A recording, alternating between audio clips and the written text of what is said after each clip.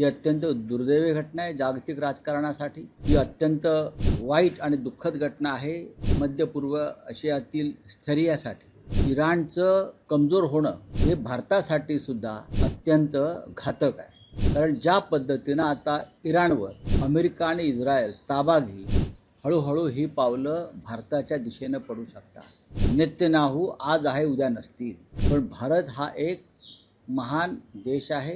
आधीच नरेंद्र मोदींनी अमेरिकेबरोबर केलेल्या ट्रेड डीलमुळे भारत अमेरिकेचा गुलाम झालेला आहे व्यापारी करारात। जर अमेरिकेनं इराणमध्ये पाय रोवले, पाकिस्तानच्या युद्धामध्ये, पाकिस्तान अफगाणिस्तानच्या युद्धामध्ये ट्रम्प पूर्णपणे पाकिस्तानला मदत करत आहे। लक्षात घ्या, पाकिस्तानला अर्थसहाय्य, पाकिस्तानला मिसाईल्स, पाकिस्तानला शस्त्र पुरवण्याचं काम प्रेसिडेंट ट्रम्प करत आहे। आणि प्रेसिडेंट ट्रम्पनी पाकिस्तान आणि अफगाणिस्तानच्या युद्धामध्ये 2 दिवसापूर्वी पाकिस्तानचे पंतप्रधान आणि पाकिस्तानच्या जनरलच्या शौर्याचं कौतुक केलेलं आहे। त्याच्यावर सुद्धा भारताच्या परराष्ट्र खात्याकडून साधं निषेधाचं शब्द बाहेर पडला नाही। मग भारताचं परराष्ट्र धोरण काय आहे, भारताची जागतिक भूमिका काय आहे? की फक्त जाऊन परदेशात जाऊन फिरायचं आणि नेत्यांना मिठ्या मारून फोटो पाठवायचे भारतामध्ये, हेच आहे का?